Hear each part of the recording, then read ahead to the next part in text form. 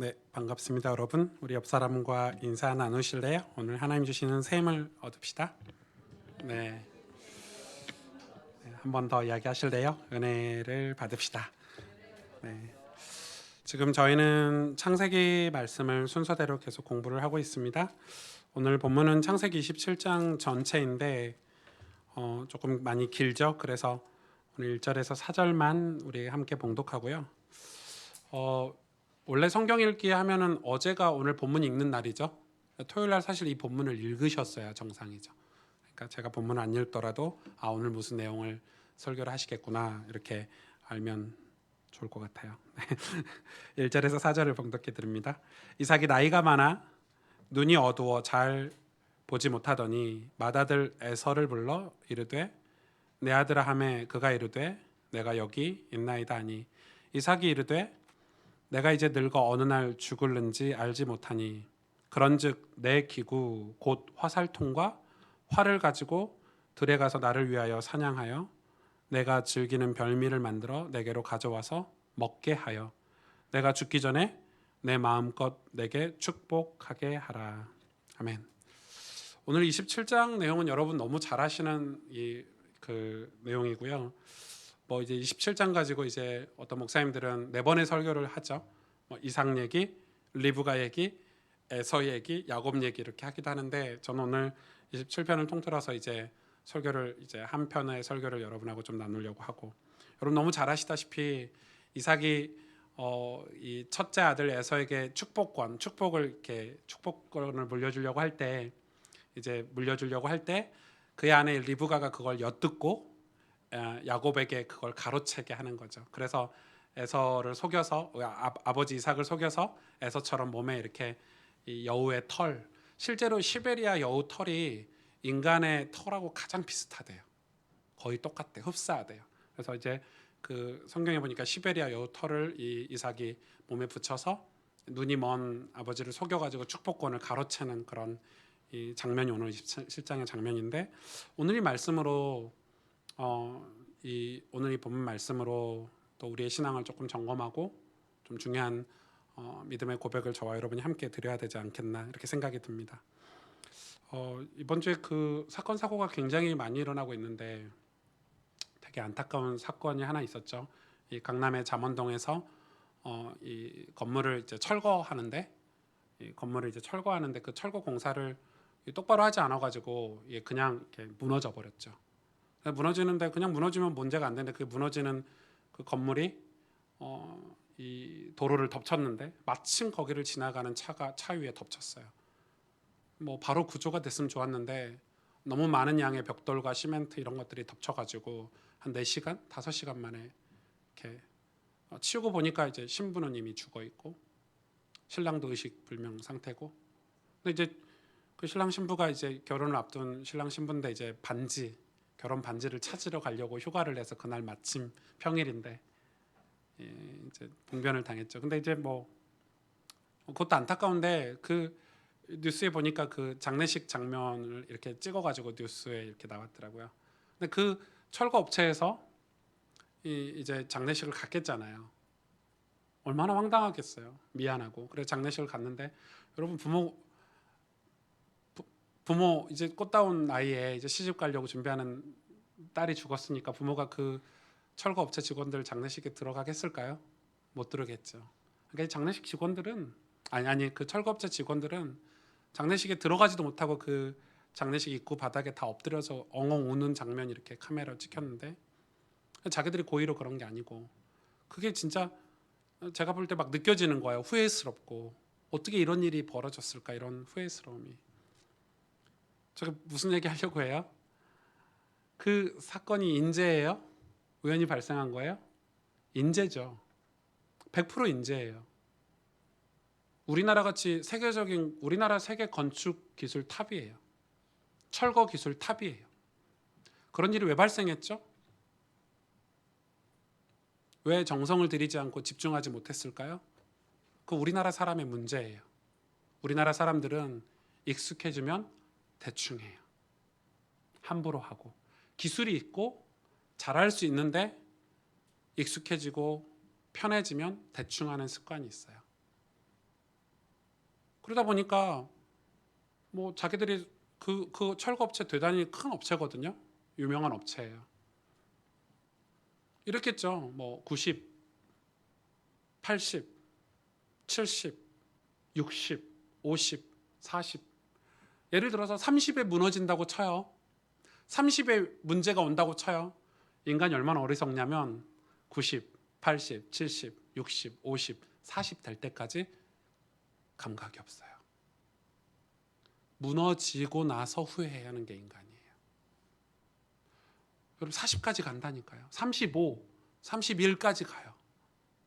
30대에서 무너진다고 치면 그 무너져야 후회하고 땅을 치는데 이미 생명을 앗아갔어요. 그런 일이 벌어질 줄 생각도 못했겠죠. 여러분 그런 일이 한두 건이에요? 철근 하나 빼먹고 그런 거 빼먹으려고 서로 부정부패하고 괜찮지 나중에 큰 사고가 나서 그때 땅을 치는 거죠. 후회하고. 그런데 이게 육신적인 삶에도 그런 게 있잖아요. 영적인 것도 똑같은 거 아세요? 우리가 어느 순간부터 기도 안 해도 돼. 야, 성경 뭐 매일 읽는다고 네 인생이 변해? 예배 빼먹고 우리가 조금 이래도 되지. 이제 하나님 축복하셨는데 구원 받았는데 그 정도는 조금 이해해 주시면 안 돼요, 목사님? 교회가 어느 순간 90, 80, 70, 60, 50 이렇게 가는 거예요. 그게 언제 그랬는 줄 아세요? 중세교회 때 그랬어요. 로마 캐톨릭. 원래 중세교회는요 타락한 교회가 아니에요. 초대교회니까 뜨겁게 하나님을 예배하고 복음을 전하고 핍박과 고난 속에서 교회를 세우기 위해서 사도들과 교부들이 또 많은 제자들이 하나님 앞에 헌신했던 교회 아닙니까? 근데 그 초대교회가 이제 교회가 부흥하고 힘이 생기고 재산이 생기고 이제는 나라에서 다 예수를 믿어, 다 교회 가야 돼 이렇게 국교로 인정하고 나니까 어떻게 됐죠? 그때부터 점차 타락하기 시작했어요. 교회에서 더 이상 복음을 얘기하지 않아요. 다 교회 나오니까. 신부들이 더 이상 구원의 교리에 대해서 설명하지 않기 시작했어요. 죄에 대해서 더 이상 교회에서 설교하지 않게 됐어요. 괜찮아. 그래놓고 뭐에 관심을 갖기 시작했죠? 건물. 성경 강해에 기초한 명료한 통찰력으로 하나님을 드러나게 해야 되는데 우리 삶 가운데 성령의 임재가 있고 회개 있는 삶을 살게 해야 되는데 교회가 더 이상 복음에 대해서 얘기하지 않게 됐어요. 예수 그리스도에 대해서 더 이상 얘기하지 않게 됐어요. 그거보다 형형색색이 화려한 예배, 신비적이고 드라마틱한 어떤 그리고 우리의 감정을 이렇게 하는 그런 예배들, 여러분 그게 이제 중세 교회 예배 모습이에요. 막 화려하게 막 건물도 화려하고 사람들이 거기에 현혹되는 순간에 뭐가 사라지죠? 내 죄를 보지 못하는 거예요. 죄를 보지 못하니까 뭐가 사라지죠? 예수 그리스도가 살아가기 시작해요. 여러분 교회에서 프로그램을 얘기하고 전략을 얘기하고 뭐 대단한 행위나 이런 걸 얘기하면서 뭐가 사라지죠? 예수님이 사라지기 시작했어요. 우리 신앙생활에 예수님이 사라지기 시작했어요. 더 이상 예수님을 의지한다든지 예수님을 닮아간다든지 예수 그리스도의 이름으로 여러분 예수님이 우리 삶에서 사라지기 시작하는 거예요. 그걸 기초라고 생각하고 기본이라고 생각하고 예전에 들었던 어떤 그런 기초 메시지라고 생각하지. 교회에서 더 이상 목사님들도 그걸 말하지 않기 시작해요. 왜냐하면 교회 이제 신앙생활 20년 30년 하는 분들이 교회 많아지기 시작하니까 목사님들도 그걸 말하는 게 굉장히 어색하고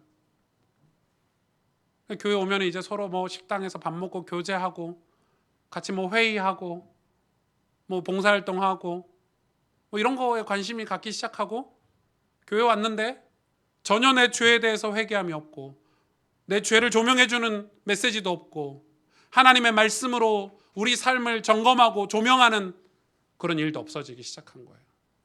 여러분 교회 왜 오십니까? 교제하러 오셨습니까?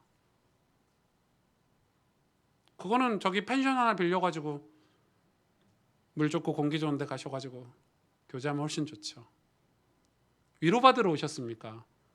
여러분 극장에 가서 영화 한 편 보시면 훨씬 더 위로가 될 수도 있습니다. 교회에 왜 오셨습니까? 우리 죄를 조명하기 위해서 오시지 않았습니까? 지긋지긋한 우리를 괴롭히는 영적인 존재에 대해서 깨닫고 우리의 죄를 깨닫고 그리고 우리가 다시 하나님 앞에 서기 위해서 다시 예수 그리스도를 붙잡기 위해서 다시 십자가의 보혈의 은혜가 아니면 안 된다는 사실을 깨닫고 확인하기 위해서 주일날 예배드리러 오신 거 아닙니까? 우리의 연약함을 알고 우리가 죄악 가운데 넘어져 있는 우리를 다시 예배를 통해서 회복하고 갱신하고 그래서 하나님 앞에 서기 위해서 교회 오신 거 아닙니까?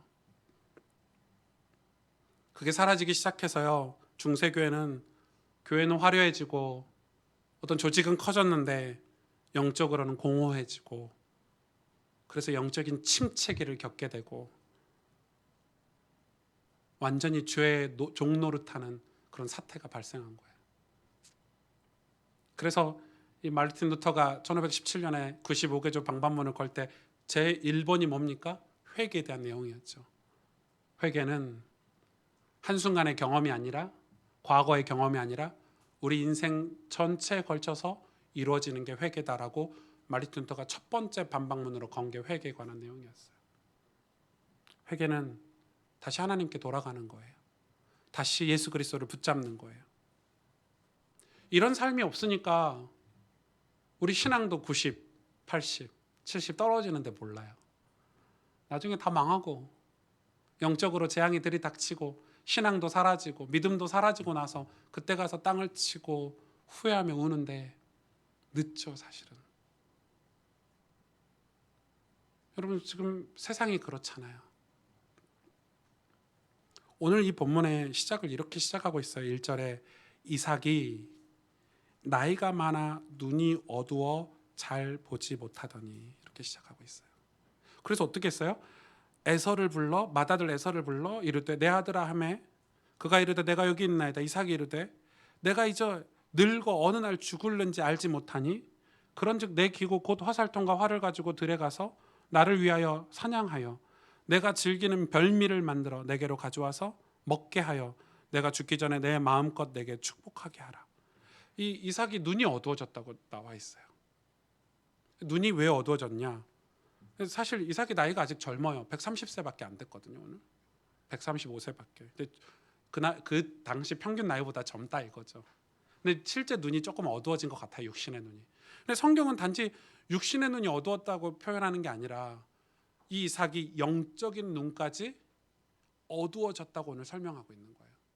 그거를 성경에 딱 그렇게 기록하고 있지는 않지만 오늘 27장의 내용을 봤을 때는 이삭이 단지 육신의 눈만 어두워진 게 아니라 영적인 눈도 완전히 어두워졌다고 설명을 하고 있는 거예요. 성경이. 얼마나 어두워졌는지 오늘 살펴보려고 해요. 오늘 5절 7절 한번 볼까요? 이삭이 그의 아들 에서에게 말할 때 리브가가 들었더니 에서가 사냥하여 오려고 들로 나가매 리브가가 그의 아들 야곱에게 말하여 이르되 내 아버지가 내 형 에서에게 말씀하시는 것을 내가 들으니 이르시기를 나를 위하여 사냥하여 가져다가 별미를 만들어 내가 먹게 하여 죽기 전에 여호와 앞에서 내게 축복하게 하라 하셨으니 그런즉 내 아들아 내 말을 따라 내가 내게 명하는 대로 염소떼에 가서 거기서 좋은 염소 새끼 2마리를 내게로 가져오면 내가 그것으로 내 아버지를 위하여 그가 즐기시는 별미를 만들리니. 이게 무슨 내용이냐면 오늘 이삭 한 사람이 눈이 어두고 영적인 눈이 어둡고 나서 이 가정에 어떤 사태가 벌어지는지 오늘 설명하고 있거든요. 정말 생쇼가 벌어집니다. 정말 이런 일이 벌어질 거라고 생각도 못했을 거. 이삭이 언약의 사람이 믿음의 사람이 눈이 어두워지고 영적인 눈이 어두워지고 영적인 눈이 어두워진 상태로 인생을 살아왔기 때문에 그 결과가 어떻게 벌어지는지 보는데 첫 번째로 야곱인 거예요. 오늘 야곱은 아무 의미 없어요. 완전 마마보이예요. 자기가 일을 벌린 게 아니에요. 누가 일을 다 벌렸죠? 리브가가. 이삭의 아내 리브가가 그 아버지가 갑자기 가족들을 다 불러 모아놓고 해야 될 축복권을 전달해야 할 축복권을 에서만 이렇게 불렀어요. 에서만 불러가지고 축복권을 주겠다고 한 거를 이 리브가가 엿들었죠. 갑자기 엿들었을까요? 아니요. 저는 그렇게 생각 안 해요. 이 리브가는 늘 불안한 거야. 이삭이 어느 순간부터 이삭이 영적으로 둔해졌고 영적으로 감각이 무뎌졌고 늘 에서만 편애하고 있는 이삭을 보면서 불안한 엄마가 그 이삭이 한 얘기를 엿듣고 야곱을 시키는 거예요. 야곱아, 내 아들아, 너 들어라. 내가 하는 얘기 똑똑히 들어라. 지금 너네 아빠가 정신이 나가가지고 너네 형한테 축복권을 주려고 하는데 그걸 가로채야 되는 거야. 그런데 너네 아빠한테 말하면은 제정신이 아니니까 우리가 그를 속이자. 내가 다 준비해 줄게. 내가 고기도 준비해 주고 아빠가 좋아하는 식성으로 요리도 해놓고 너 털도 준비해 줄 테니까 너 아빠 앞에 가서 연기해. 이렇게 된 거예요. 야곱은 그 엄마의 그 리브가의 그 극성스러운 그런 속임수 때문에 야곱은 그때부터 속이는 자로 살기 시작한 거예요.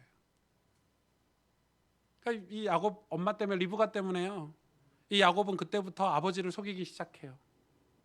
여러분 그게 얼마나 큰 비극을 낳는지 아세요?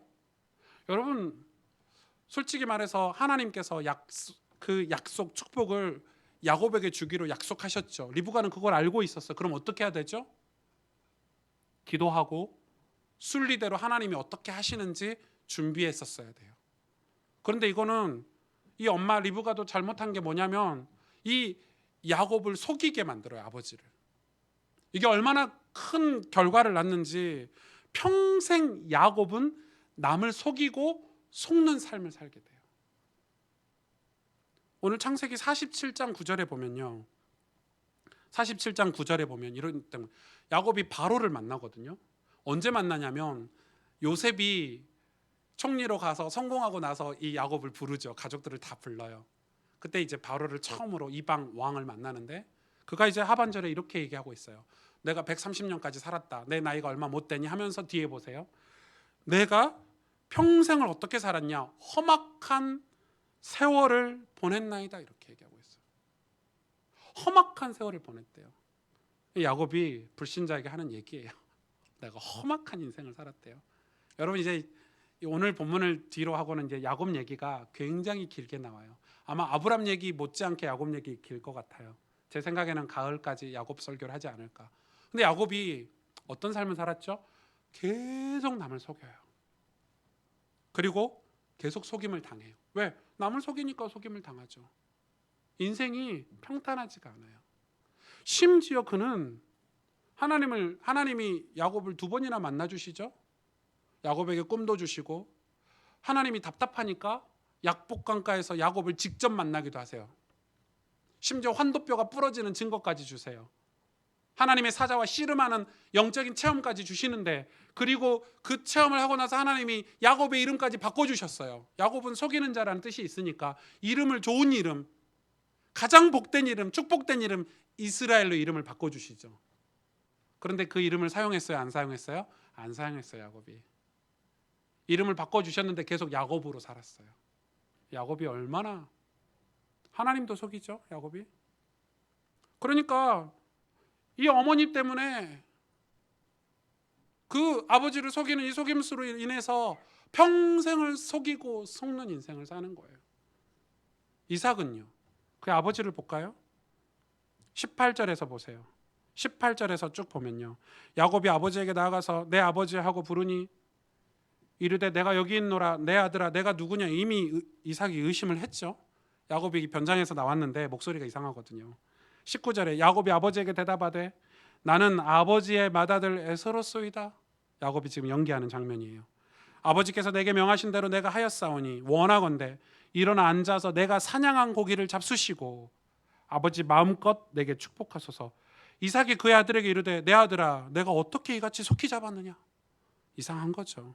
평상시처럼 그가 이르되 아버지의 하나님 여호와께서 나로 순조롭게 만나게 하셨음이니이다. 이삭이 야곱에게 이르되 내 아들아 가까이 오라. 이미 의심했죠. 내가 과연 내 아들 에서인지 아닌지 내가 너를 만져보려 하노라. 야곱이 그 아버지 이삭에게 가까이 가니 이삭이 만지며 이르되 음성은 야곱의 음성이나 손은 에서의 손이로다. 그의 손이 형 에서의 손과 같이 털이 있으므로 분별하지 못하고 축복하였더라. 이삭이 이르되 내가 참 내 아들 에서냐? 그가 대답하되 그러하니이다. 이삭이 이르되 내게로 가져오라. 내 아들이 사냥한 고기를 먹고 내 마음껏 내게 축복하리라. 야곱이 그에게로 가져가매 그가 먹고 또 포도주를 가져가매 그가 마시고 그의 아버지 이삭이 그에게 이르되 내 아들아 가까이 와서 내게 입맞추라. 지금 그리고 어떤 축복을 하죠? 말로 다 할 수 없는 축복권을, 에서에게 줄 축복권을 야곱에게 축복하시죠. 그건 뭐 하나님의 섭리지만, 근데 오늘 내용을 보세요. 이삭이 멀쩡해요? 안 멀쩡해요. 근데 이거는 굉장히 중요한 메시지예요, 여러분. 이삭은 야곱의 속임수에 따라서 야곱을 축복하게 돼요. 에서인지 야곱인지 분별을 못하죠. 그래서 이 비극이 시작이 되는 거예요. 이삭이 만약에 정신을 차리고 하나님의 약속, 하나님의 언약을 평상시에 신실하게 말씀으로 자기 인생을 조명했으면 그는 에서에게 양해를 구하고 야곱을 축복했을 거예요. 충분히 그럴 수 있죠. 그런데 그는 큰아들 에서를 너무 좋아했어요. 왜 좋아한 줄 아세요? 그건 자기의 상처 때문에. 사실 이삭은 누구를 닮았죠? 두 아들 중에 이삭을 닮은 아들은 누구죠? 야곱이에요. 이삭은 마마보이였어요. 상처가 많고 여리고. 왜냐하면 자기 부인 얻을 때도 자기가 얻었어요? 아니요. 아버지가 얻어준 사람 리브가를 만났어요. 그러니까 사실 이삭을 닮은 아들은 에서가 아니고 야곱인데, 그러니까 반대로 자기는 그렇게 살았기 때문에 태어나자마자 몸에 털이 나고 붉은 털이 나고 장수에 힘있고 잘생기고 사냥도 잘하고 여자들에게 인기도 많은 에서를 훨씬 더 편애했어요. 여러분, 자녀를 편애하면 어떻게 되죠? 자녀를 차별하면 그 집안에 비극이 생겨요. 재앙이에요, 재앙. 여러분, 자녀를 편애하시면 안 돼요. 똑같이 사랑할 수는 없겠지만 그래도 편애하시면 안 돼요. 그 아들 에서를요, 이삭은 그 상처 때문에 엄청나게 편애했어요. 누가 상처를 받았죠? 야곱이 상처받았죠. 근데 에서도 상처를 받게 돼 있어요. 편애한다고 해서 그 아들만 잘 되지 않아요. 결국은 두 아들이 어떻게 됩니까? 나중에요, 원수가 돼요. 나중에 원수가 돼요. 그 차별 때문에 완전히 문제가 와요. 이 말은 무슨 말이에요? 이삭이 영적으로 평상시에 하나님을 경외하고 예배하며 살지 못했기 때문에 영적으로 둔해지고 영적인 감각이 사라지고 영적인 지혜가 사라져서, 그리고 오늘 본문에 원래 유대인들은 자녀들에게 축복하는 축복권이 있거든요. 유대인 전통에. 언제 축복하냐면요, 자기 아버지 나이 평균 나이가 될 때 축복해요. 그러니까 아버지가 만약에 90세에 죽었으면 80세에서 100세 사이에 축복해요. 그런데 이삭은 오늘 얼마나 조급했던지 135세에 축복해 버렸어요. 완전 실수죠. 왜냐하면 이삭은 180세에 죽었어요. 무려 40년 가까운, 아주 45년이나 빠르게 축복해 버렸어요. 그 말은 이삭이 영적으로 완전히 감각을 잃어버렸어요. 뭐 때문에요? 조급함이 생긴 거예요. 에서를 축복해야 되는데, 에서를 축복해야 되는데, 내 사랑하는 에서를 축복해야 되는데. 그래서 그가 잡아다 준 고기를 먹고 포도주를 마시고 정신이 영적으로 축복한 게 아니라 정신이 혼미한 상태에서 야곱을 축복해 버렸죠. 그 인본주의, 육신적인 이익, 자기의 상처, 이걸로요 에서를 축복한다는 마음으로 축복해 버렸어요. 이게 어떤 결과를 낳는지 보실래요? 34절부터 보세요. 에서가 그의 아버지의 말을 듣고, 무슨 말을 들었어요? 에서가 이제 고기 잡아서 왔는데 이미 야곱에게 축복해 버렸어요. 아버지가 그 이야기를 하니까 그의 아버지의 말을 듣고 소리질러 슬피 울며 아버지께서 이르되 내 아버지여 내게 축복하소서 내게도 그리하소서. 이거는 제가 이제 연기를 못하니까 어떤 장면이죠? 절규하는 장면이죠. 아버지여 그러면 안 됩니다 이러는 장면이죠. 35절 이삭이 이르되 내 아우가 와서 속여 내 복을 빼앗아갔도다. 빼앗아간 거예요? 아니죠. 하나님이 원래 야곱을 축복하시라고 말씀하셨는데 이삭은 그걸 듣지 않은 거예요. 35절 에서가 이르되 그의 이름을 야곱이라 함이 합당하지 아니하니까 그가 나를 속임이 이것이 두 번째이다 알긴 아네요. 전에는 나의 장자의 명분을 빼앗고 빼앗은 거예요. 자기가 줬지. 이제는 내 복을 빼앗았나이다. 또 이르되 아버지께서 나를 위하여 빌 복을 남기지 아니하셨나이까. 이삭이 에서에게 대답하여 이르되 내가 그를 너의 주로 세우고 그의 모든 형제를 내가 그에게 종으로 주었으며 곡식과 포도주를 그에게 주었으니 내 아들아 내가 내게 무엇을 할 수 있느냐. 다 줘버린 거예요. 사실 에서에게 줬다고 생각하고 에서에게 줄 걸 남기지 않은 거죠. 38절 에서가 아버지에게 이르되 내 아버지여 아버지가 빌 복이 이 하나뿐이리까 내 아버지여 내게 축복하소서 내게도 그리하소서 하고 소리를 높여우니 그 아버지 이삭이 그에게 대답하여 이르되 내 주소는 땅의 기름짐에서 멀고 내리는 하늘 이슬에서 멀 것이며 너는 칼을 믿고 생활하겠고 내 아우를 섬길 것이며 내가 매임을 벗을 때에는 그 멍에를 내 목에서 떨쳐버리리라 하였더라. 41절 그의 아버지가 야곱에게 축복한 그 축복으로 말미암아 에서가 야곱을 미워하여 심중에 마음으로 생각하는 거죠. 아버지가 곡할 때가 아버지가 죽을 때가 가까웠은즉 내가 내 아우 야곱을 죽이리라. 이 사실을 리브가가 또 엿듣고 야곱을 피난 보내죠. 이 에서가 어떤 사람이에요?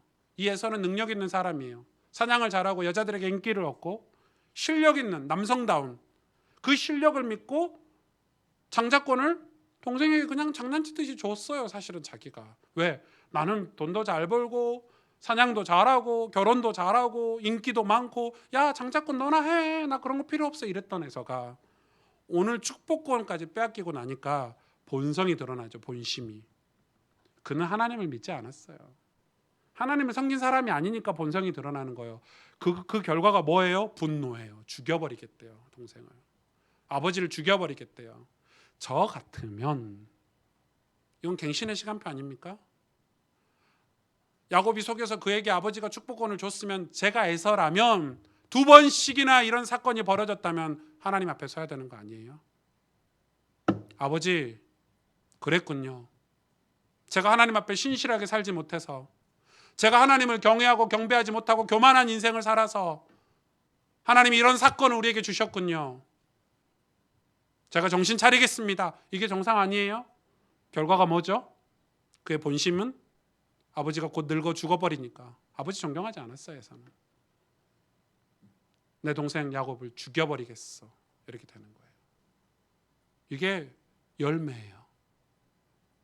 여러분 지금 에서는 겉으로는 멀쩡한 척, 반듯한 척, 신앙생활 잘하는 척, 아버지를 위하는 척 했지만 그의 속은 철저하게 이기적이고 철저하게 자기밖에 모르는 하나님과 전혀 상관없는 인생을 에서는 살았어요. 그래서 실제로 축복권을 빼앗기자마자 본성이 드러난 거예요. 아주 이기적이죠. 여러분 교회도 그런 분들 계세요. 막 있는 척하고 막 사회적으로 지위가 있고 막 힘이 있으면 교회 와서 다 이렇게 에서처럼 사냥도 잘하고 인기도 있고 나중에 어려움이 오고 나면요 속의 거 다 드러나요. 막 분노하고 막 화내고 노를 바라고. 왜요? 평상시 하나님 섬기지 않았기 때문에. 인생에 어려움이 오면 이런단 말이에요. 이 증명을 대볼까요? 26장이에요. 앞장으로 다시 돌아가서 26장 34절 35절 여러분 보시면 알 거예요. 에서가 40세에 헷 족속 부에리의 딸 유딕과 헷 족속 엘론의 딸 바스맛을 아내로 맞이하였더니 그들이 이삭과 리브가의 마음에 근심이 되었더라. 이게 왜 문제냐? 왜 문제죠? 아브라함은 언약을 위해서 자기 아들 이삭의 아내를 저 고향 땅에 가서 언약의 딸을 리브가를 데리고 와서 결혼을 시켰잖아요. 지금 이게 약속의 가문, 언약의 가문인데 이건 단지 불신자고 결혼해라 마라 이런 정도가 아니에요. 지금 이 상황은 그거하고 상관이 없어요. 단지 뭐 뭐 불신자고 결혼했으니까 이 말씀을 거기다 적용하는 그런 내용이 아니에요. 지금 에서는 하나님의 약속, 언약에 관심이 없었다 지금 이 말이에요. 그래서 그냥 해적속 이방 땅에서 자기가 인기 있는 자기를 좋아하는 여자들을 하나 둘 셋 넷 그냥 아내로 맞이해 버렸어요. 그게 이삭과 리브가의 마음에 근심이 됐고, 또 보세요. 오늘 본문 46절 27장 46절 리브가가 이삭에게 이르되, 이삭에게 얘기하는 걸 리브가가 솔직한 마음을, 내가 헷 사람의 딸들로 말미암아 내 삶이 싫어졌거늘, 자기 며느리들로 말미암아 내 삶이 싫어졌거늘, 야곱이 만일 이 땅의 딸들, 야곱마저 이 땅의 딸들 곧 그들과 같은 햇사람의 딸들 중에서 아내를 맞이하면 내 삶이 내게 무슨 재미가 있으리까. 에서는 부모의 언약, 하나님이 이 가정을 축복하신 데 관심이 없었어요. 육신적으로 아내를 맞이했고 즐기고 사냥을 하면서 자신만만하게 산 거예요. 그 결과가 무엇입니까? 축복권을 다 빼앗겼어요. 영적인 걸 다 놓쳤어요. 겉으로 막 잘 나간다고 여러분 좋아하지 마세요. 잘 나가는 순간 우리가 영적인 걸 놓칠 수 있단 말이에요. 사단이, 마귀가 우리에게 응답을 주면서 세상적인 축복을 주면서 영적인 걸 다 빼앗아 간다는 사실을 늘 기억하고 사시란 말이에요.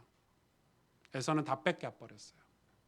오늘 정말 하나님 앞에 회개할 기회 아닙니까? 맞죠? 오늘 하나님 앞에 자기 인생을 되돌이킬 수 있는 절호의 기회인데 이것마저 에서는 놓쳤어요. 그리고 그는 평생 동생을 쫓아다녀요. 저주죠. 동생을 죽이겠다고 군대를 동원해서 평생 동생을 죽이려는 마음과 계획을 가지고 사는 거, 그건 재앙 아닙니까? 누구 때문에요? 영적으로 눈이 어두워진 아버지 때문에, 잔머리를 쓰고 속임수를 쓰는 어머니 때문에. 두 형제가 철천지 원수로 사는 거예요. 야곱은 평생 도망다니면서 속이면서 살고요, 그의 형은 야곱을 죽이겠다고 쫓아다니면서 살아요. 이런 비극이 어디서 생기죠? 아버지가 영적으로 어두워지면서, 어머니가 하나님의 약속을 믿지 못하고 신실하게 신앙생활하지 않고 속임수를 쓰면서부터. 여러분, 교회도 그렇죠. 우리 신앙도 그래요. 야, 은혜 받으면 무슨 짓을 해도 괜찮아. 틀린 거예요. 그거 올바른 신앙 아니에요. 야, 하나님이 축복하는데 지금 과정이 중요해? 과정 필요 없어. 응답만 받으면 돼. 틀린 신앙이에요. 올바른 신앙 아니에요, 여러분. 우리는 하나님의 백성이고 하나님이 우리를 지켜보고 계시기 때문에 과정이 중요해요. 여러분, 여기 연예인들도 계시고 뭐 수학 가르치는 공부 선생님들도 계시고 운동선수도 계시잖아요. 우리 흔히 말하면 땡땡이 깐다 그러거든요. 우리 세대 용어로. 요즘 젊은 세대는 그런 거 써요. 땡땡이. 막 운동하는데 혼자 짱 박혀 있어요. 땡땡이 까는 거지. 그럼 언제 결과가 나타나죠? 경기할 때 결과가 나타나요. 절대 좋은 결과를 얻지 못해요. 아니, 뮤지컬 배우가 연습할 때 남이 보지 않는 연습할 때 힘들다고 연습을 안 하면 어떻게 되죠? 뮤지컬 할 때 실수하겠죠. 좋은 결과를, 영광을 얻지 못해요. 공부하는 학생이 성실하게 매일 예습 복습을 하고 공부를 하지 않으면 언제 결과가 나오죠? 시험 볼 때. 오늘 지금 이 가정 가문을 통해서 우리에게 하나님 주신 교훈이에요. 교훈이에요. 우리 신앙의 자세는 늘 깨어 있어야 되는 거예요. 100, 90, 80, 70 괜찮지 않아요. 신앙은 반대로 해야 돼요. 반대로 하나님을 향해서 110, 120, 130 가야 되는 거예요. 그것도 똑같아요, 원리가. 갑자기 응답이 오냐? 우리 매일 성경책 하나 읽는다고 삶이 변화되겠습니까? 매일 교회 와서 미련하게 엎드려서 기도하면 어휴, 미련한 목사, 어휴, 미련한 권사, 어휴, 미련한 장로, 그 기도한다고 되나? 아니요. 매일 기도해서 별 응답이 안 오는 것 같고, 내가 뭐 매일 하나님 앞에서 성실하고 신실하게 산다고 해서 별 변화가 안 일어나는 것 같은데, 재앙도 그렇게 오지만 축복도 그렇게 오는 거예요. 매일 성실하게 하나님 앞에서 신앙생활을, 깨어있는 신앙생활을 했더니 하나님의 때. 그래서 여러분, 시편 1편에 다윗이 고백하잖아요. 저는 시냇가에 심은 나무라 때를 따라. 그죠? 열매를 맺고 잎사귀가 마르지 아니함 같으니 그가 하는 모든 일이 다 형통하리로다. 그 지점에 축복이 오는 거예요. 신앙도 똑같아요. 여러분 인생도 똑같아요. 성실하게 최선을 다하면 반드시 결과가 오듯이 신앙도 깨어있는 삶을 살면 응답이 와요. 근데 그걸 누가 방해하냐고요? 죄가 그걸 방해해요. 오늘 본문 이 창세기 27장을 히브리서 11장 12장이 뭐냐면 이 본문을 설교한 장면이에요. 11장 보실래요? 오늘 창세기 히브리서 12장을 보고 오늘 마칠 건데 11장 20절 21절에 이렇게 얘기하고 있어요. 믿음으로 이삭은 20절 장차 있을 일에 대하여 야곱과 에서에게 축복하였으며, 이삭은 야곱과 에서에게 축복하였다고 그래도 좋게 기록해 놓으셨죠, 성경이. 22절 21절 같이 읽어볼까요? 시작. 믿음으로 야곱은 죽을 때에 요셉의 각 아들에게 축복하고 그 지팡이 머리에 의지하여 경배하였으며. 야곱에 대해서 이렇게 설명하고 있어요. 언제 축복했어요? 요셉의 자기 손주들에게 죽을 때. 그 말은 평생 살아있을 때 손주들을 축복 못했다는 거예요. 그리고 하나님을 어떻게 경배했어요? 지팡이 머리에 의지하여. 그의 인생을 한마디로 이렇게 정리하고 있는 거예요. 겨우 하나님을 경배했다 이 말이에요. 지팡이를 의지해서 겨우 하나님을 섬겼다 이 말이에요. 누가요? 야곱이요.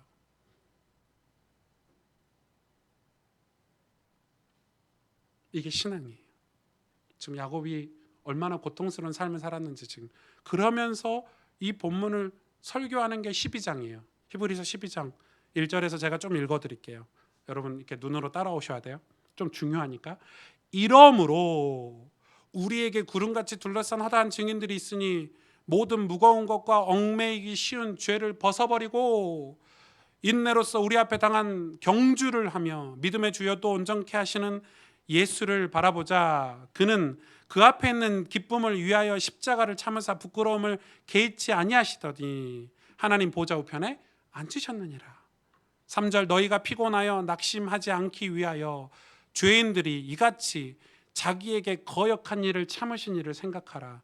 4절 너희가 죄와 싸우되 아직 피 흘리기까지는 대항하지 아니하고 또 아들들에게 권하는 것 같이 너희에게 권면하신 말씀도 잊었도다 일렀으되 내 아들아 주의 징계하심을 경히 여기지 말며 그에게 꾸지람을 받을 때에 낙심하지 말라. 주께서 그 사랑하시는 자를 징계하시고 그가 받아들이시는 아들마다 채찍질 하심이라 하였으니 7절 너희가 참음은 징계를 받기 위함이라. 하나님이 아들과 같이 너희를 대우하신 아들은 예수 그리스도죠. 아들과 같이 너희를 대우하시나니 어찌 아버지가 징계하지 않는 아들이 있으리요. 징계는 다 받는 것이거늘 너희에게 없으면 사생자여 친아들이 아니니라. 또 우리 육신의 아버지가 우리를 징계하여도 공경하였거든 하물며 모든 영의 아버지께 더욱 복종하며 살려 하지 않겠느냐. 그들은 잠시 자기의 뜻대로 우리를 징계하였거니와 육신의 아버지는 잠시 자기의 뜻대로 우리를 징계하죠. 오직 하나님은 우리의 유익을 위하여 그의 거룩하심에 참여하게 하시느니라. 무릇 징계가 당시에는 즐거워 보이지 않고 슬퍼 보이나 후에 그로 말미암아 연단을 받은 자들은 의와 평강의 열매를 맺느니라. 아멘. 그러므로 피곤한 손과 연약한 무릎을 일으켜 세우고 너희 발을 위하여 곧은 길을 만들어 저는 다리로 하여금 어그러지지 않고 고침을 받게 하라. 14절 모든 사람과 더불어 화평함과 거룩함을 따르라. 이것이 없이는 아무도 주를 보지 못하리라. 15절 너희는 하나님의 은혜에 이르지 못하는 자가 없도록 하고 또 쓴뿌리가 나서 괴롭게 하여 많은 사람이 이로 말미암아 더럽게 되지 않게 하여. 16절 같이 읽어볼까요? 시작. 음행하는 자와 혹 한 그릇 음식을 위하여 장자의 명분을 판 에서와 같이 망령된 자가 없도록 살피라. 정확히 설명하고 계시죠? 히브리서에. 에서가 얼마나 음행했고 얼마나 하나님의 장자의 명분 언약의 축복을 망령되이 여겼는지 지금 설명하는 거예요. 오늘 히브리서 12장은 27장을 설교하는 장면이에요. 답이 나오죠. 우리는 죄인이에요. 장자 에서처럼 교만하잖아요. 그럼 하나님의 영적인 축복을 못 받아요. 왜요? 이 죄는 우리를 교만하게 만들어요. 창세기 3장에 내가 하나님처럼 될 수 있다. 그래서 이 죄는 누구의 무기죠? 사단, 악한 영, 마귀 사단의 무기가 바로 죄예요. 그래서 죄를 그냥 두면 우리를 어둡게 만들고, 우리를 타락하게 만들고, 우리를 교만하게 만들고, 우리를 낙심하게 만들고, 그래서 우리를 영적으로 미련하게 만들어서 영적 게으름, 무능하게 만드는 거예요. 이건 세상에서 부지런한 것과 다른 얘기예요. 영적으로 무지하게 만들어요. 그래서 그게 내 마음대로 내 인생이 안 풀리니까, 영적으로 무지하고 지혜가 없으니까, 분별하지 못하니까 내 뜻대로 내 마음대로 죄를 따라 살다가 그게 마음대로 안 되니까 화내고 분노하고 그러는 거예요. 미련한 사람들이 화내죠. 깝깝하니까 안 되니까 분노내는 거예요. 분내고 화내는 거예요. 마음에 영적인 기쁨이 없으니까, 하나님 주신 구원의 감사와 기쁨이 없으니까, 그 즐거움이 없으니까 찬송이 안 나오고 화가 나는 거예요. 여러분 아침에 출근할 때 찬송하시는 분 계세요? 여러분 마음에 이렇게 차 타고 운전하면서 찬송이 마음에서부터 이렇게 나오시는 분 계세요? 그게 정상이죠. 그게 정상이에요. 그런데 우리는 왜 안 하죠?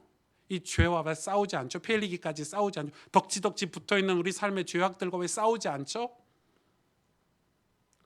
죄가 그러는 거예요. 괜찮아. 야, 이번 한 주는 그냥 패스해. 괜찮아. 한 번 정도는 괜찮아. 80, 70, 60, 50. 괜찮아. 아직 안 무너졌어. 40. 괜찮아. 더 빼먹어도 돼. 남들 다 그러는데 괜찮아. 35, 33, 32, 31, 30 꽝 하고 무너지는 거예요. 장례식에 와서 100번, 1000번 무릎 꿇고 울어도 이미 죽은 목숨 살릴 수 없어요. 그럴 줄 알았나? 우리 다 그렇게 생각하죠. 그럴 줄 알았나? 우린 그럴 줄 몰랐어 하고 다. 신앙도 똑같아요, 여러분. 영적인 건 더 무서워요. 그래서 뭐라고 합니까? 우리의 피곤을 가져다주고 낙심을 가져다준 죄를 벗어버리기 위해서 예수를 바라보자. 우리는 완벽한 사람이 아니니까 예수를 바라보자. 죄와 싸워서 어떻게 이길 수 있어요? 우리는 못 이겨요. 예수 그리스도가 우리 죄 문제를 해결하셨잖아요, 십자가에서. 그래서 예수를 붙잡자. 예수를 바라보자. 일어서라. 예수 앞에 가면 고침을 받을 수 있다. 그게 남들 보일 때는 어떻게 보인다고요? 징계처럼 보이는 거예요. 즐거워 보이지 않고 슬퍼 보인대요. 여러분 그렇잖아요. 교회 바닥에 와가지고 엉엉 울면서 기도하는데 얼마나 미련하게 보이고 슬퍼 보이잖아요. 그런데 그건 우리를 연단하시는 하나님의 방법이에요. 당신의 자녀가 연단은 튼튼하게 하다는 거잖아요. 건강하게 하다는 거잖아요. 연단을 받아서 의와 평강의 열매를 맺도록 하기 위해서 하나님 우리를 징계하시는데, 에서는 그 징계가 싫었고, 심지어 이삭과 리브가도 성실하게 하나님 앞에 말씀으로 자기 인생을 조명하고 하나님의 그 언약을 지혜롭게 자녀들에게 전달하는 것을 다 놓치고, 이런 진짜 콩가루 집안 같은 이런 일을 만든 거예요. 성경에 이게 왜 기록되어 있을까요? 죄의 무서움을 우리에게 보여주는 거예요.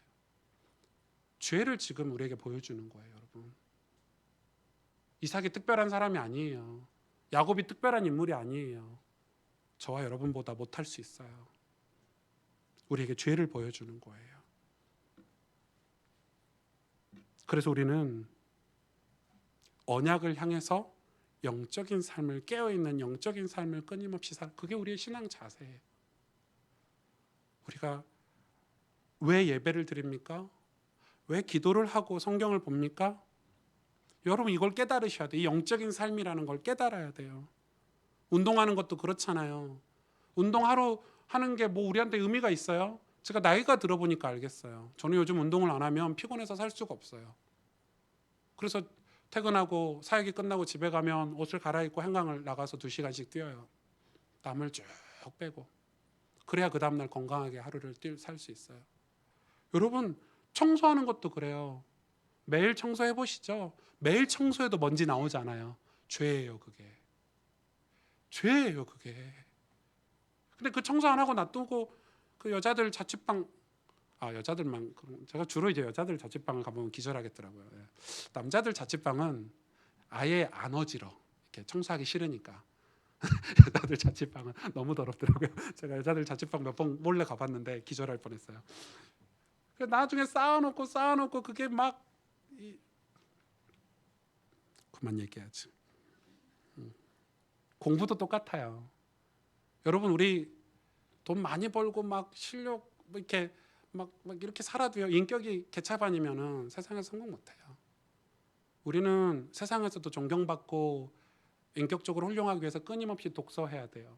좋은 책을 많이 읽고 내적인 수양을 늘 해야 돼요. 그게 나중에 힘이 될 거예요. 그런데 그 책 읽는 게 힘들잖아요. 교양을 쌓는 게. 그러니까 대충 살아요, 다들. 껍데기로 포장하고 좋은 옷 입으면 사람이 훌륭한 줄 아는가 봐요. 아니잖아요. 신앙도 똑같다니까요. 여러분, 그래서 이번 방학 때 우리가 바이블 스쿨을 하고 말씀 사경을 하고 여름 성경학교를 하는데 지금 물놀이 갈 때가 아니란 말이에요. 물놀이는 따로 갈 거예요. 청년들하고도 고기도 구워 먹으러 갈 계획도 세우고 있어요. 그러나 뭐예요? 우리는 영적인 삶, 우리를 조명하는 말씀 앞에 우리를 깨우는 걸 시작을 해야 돼요. 근데 이게 싫어요. 제가 수련회를 하잖아요. 제가 청소년 수련회를 섬기러 가면 이 마지막 날 말씀 끝나고 여러분 기도회 해야 되겠어요? 안 해야 되겠어요? 한 달, 1년에 한 번 하는데. 그래서 제가 기도회를 하면 1시간, 2시간 기도하면요, 아이들이, 여러분 놀라운 일이에요. 중학생, 고등학생들이 안 그럴 것 같잖아요. 1시간씩, 2시간씩 기도하는데요, 눈물 콧물 빼고 여기서 기도하는 애가 막 저기까지 가 있고 막 둘이 껴안고 나중에 기도회 끝나고 깜짝 놀라고 은혜 받아가지고. 그런데 정말 놀라운 건 어른들이, 목사님들이 왜 이렇게 기도회를 지루하게 길게 오래 하냐고 따져요. 놀랍죠, 무섭죠. 저 소름 돋아요. 왜 기도회를 이렇게 길게 하냐고. 애들 좀 쉬게 하지. 점차 우리의 문화가 그렇게 갈 거예요. 영적으로 깨어있는 거를 못하게, 내 삶을 말씀으로 조명하는 걸 못하게, 마치 중세교회처럼 하나님 말씀으로 명료하게 깨닫고. 그래서요, 신앙생활을 갈수록 두리뭉실하고 대충하고 이게 뭔지를 정확하게, 하나님 말씀을 분별해서 정확하게 갖고 있질 않아요. 내가 정확하게 내 영적 문제가 무엇인지, 내 가정의 문제는 무엇인지 분석도 되지 않는 상태에서 그냥 대충 흐리멍텅, 밖에서는 뛰어나고 밖에서는 실력 있고 영적으로는 두리뭉실하게 살도록 만들 거예요. 그게 죄가 우리에게 가져다주는 공격 무기예요. 여러분, 하나님 말씀을 분명하게 갖고 계셔야 돼요. 설교를 듣고 또 듣고 또 들어서 이 주일날 설교가 무슨 말씀을 나에게 하는지 명료하게 갖고 계셔야 되지 않겠습니까? 그래도 이길까 말까예요. 아닙니까? 세상에서 승리하려면, 직장에서 승리하고 승진하려면 사장이 이야기하는 얘기를 정확하고 명료하게 판단하는 사람이 승리하죠. 운동선수도 룰을 정확히 아는 사람이 승리하죠. 신앙생활 영적으로 두리뭉실하게 멍하게, 지난주 말씀이 뭐였더라? 귀찮아. 기도하기 귀찮아. 기도하러 가기 싫어. 어디 물놀이 가면 와 신난데 하고 갔다가 야 기도해야 한대. 성경 읽재. 지금 무슨 말씀 이해가 가세요? 언약을 향해서 우리는 영적인 삶을 회복해야 돼요. 아주 명료하게 하나님 말씀을 가지고 계시고 아주 정확하게 기도 생활도 회복하시길 바랍니다. 안 그러면 우리 완전 망해요. 영적으로 망하면 어떻게 돼요? 이런 가정이 되는 거예요. 어두워져서 눈이 어두워지면 안 돼요. 눈이 어두워지면 안 돼요, 여러분. 함께 기도하겠습니다.